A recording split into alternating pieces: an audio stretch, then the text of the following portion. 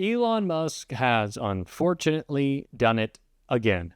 The man who started out his term as co-president by throwing up a Sieg Heil that he said was really just a signal of love, I guess love to his fascist supporters, has somehow descended even lower than that because he's not hiding it.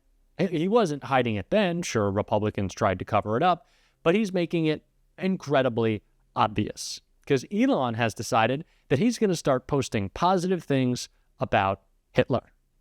Coming to his defense, because I guess that's what you do when you're a fascist. I am as surprised. Actually, no, I'm not. What do we say on this show? Never surprised, always disgusted. So I'm not surprised.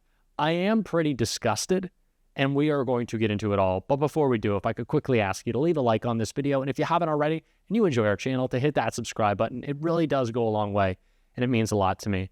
Now, before we get into this disgusting post from Elon, I want to feel a little bit better about this whole situation by hearing one of the best call-outs to him from a Democrat we've seen in a while. And resort to saying, you will do whatever Elon Musk and Donald Trump tell you to do. Where's the independence of the committee? Where's the legislature? We're an equal branch of government. And you start off with a blather, and yet when we look at the empty seats here, where's Elon Musk? I'm sure he's a genius and is a very credible person because of the wealth he's accumulated. But that does not put him above the law or the responsibility to come before this committee in this Congress. If he's so great, if these plans and all the fraud and abuse that he's found are so eminent, why isn't he here explaining it? You know why. Because he's out to privatize Social Security.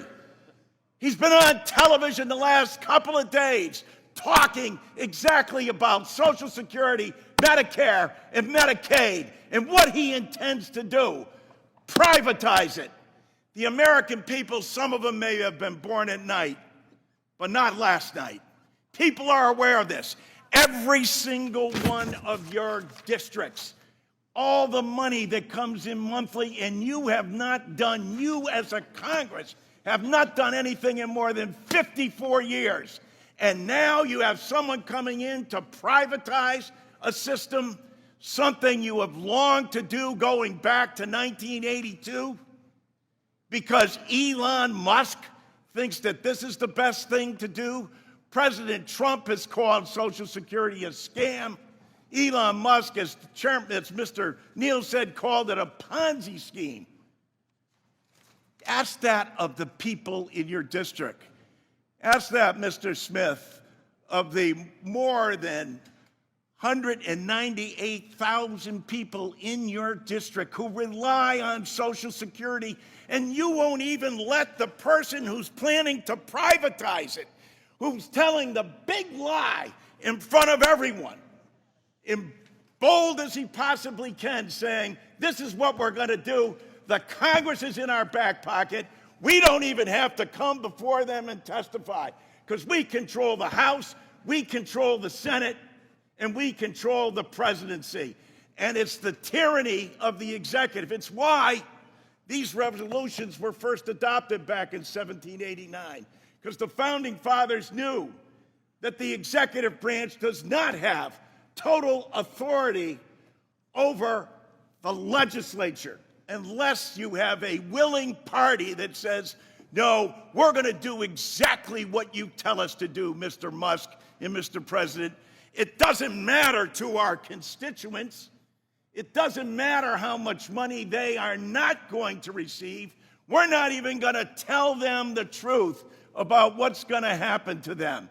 And every single one of these districts where they're being shut down and their personnel, and as Mr. Neal said, then after you cut and eliminate the people, say the agency isn't responding accordingly.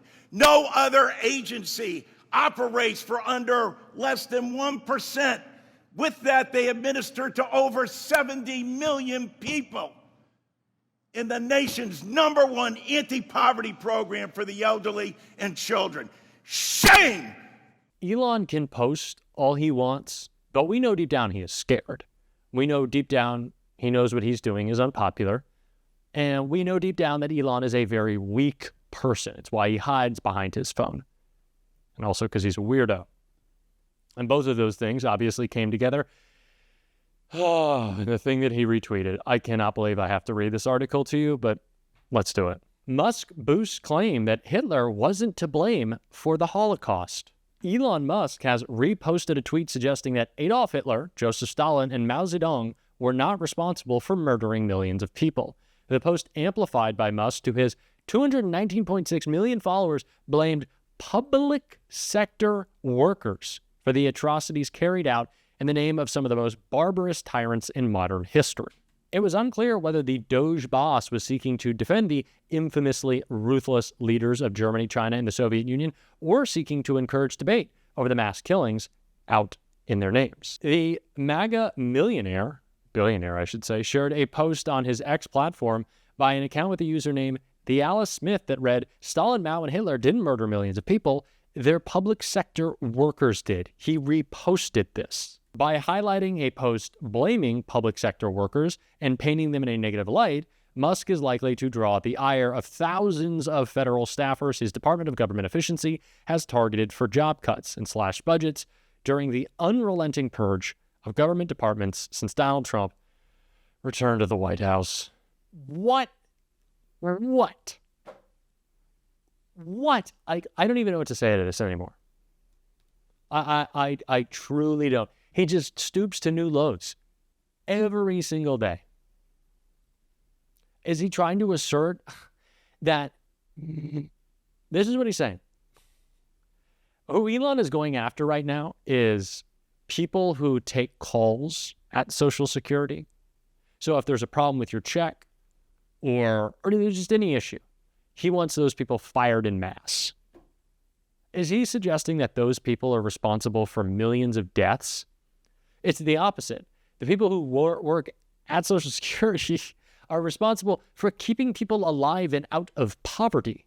That's why we have it. It's been the most effective government program in the history of America.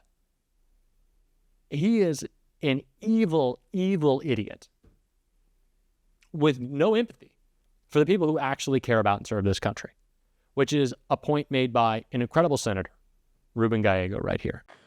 Well, thank you. As a veteran, an Iraq veteran, a proud Marine, I worry because what is about to happen with these cuts will cause veterans to die. There's just no other denying that. Elon Musk's decisions and Donald Trump's decisions to arbitrarily cut veterans from their jobs is going to increase depression. It's going to increase potentially suicides. We know what's going to happen if you cut VA services, not just the workers, but the services. Because I saw it happen when I first got back from the war. When we first got back in 2005, it was nearly impossible for us to find room at the VA. We couldn't find the therapist to help us. I lost many of the guys I served with to suicide. Some are still luckily alive, but are still struggling with alcoholism, have seen their times in jail. And some that have succeeded have found service and a reason to live and fight because they went and worked for a mission-oriented job, working for the federal government. And for someone like Elon Musk and a bunch of 20-year-old brats who have zero understanding of what sacrifice for country means, to just go and tell these men and women one more time that the country is throwing you aside. We don't need you. Don't worry about collecting another paycheck. Don't worry about having health insurance at the end of the year. Don't worry about how you're going to pay rent. You sacrifice your mind, your body, your youth for this country.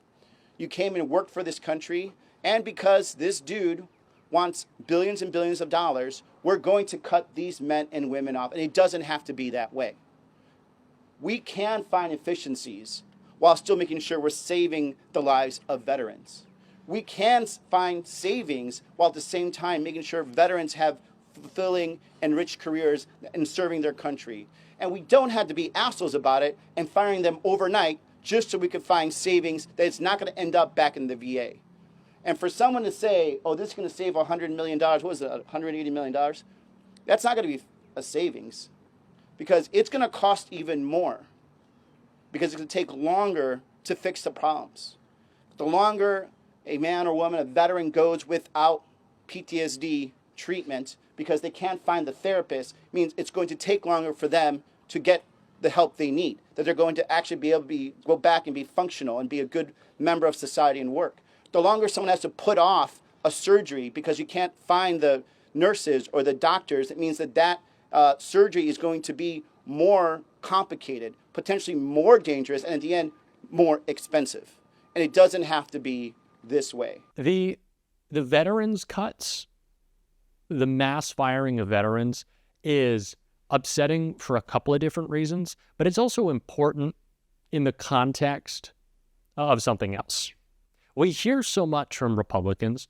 Why are we sending that money to Ukraine when we could be spending on our boys at home? Why are we shipping billions overseas when our veterans are still on the streets?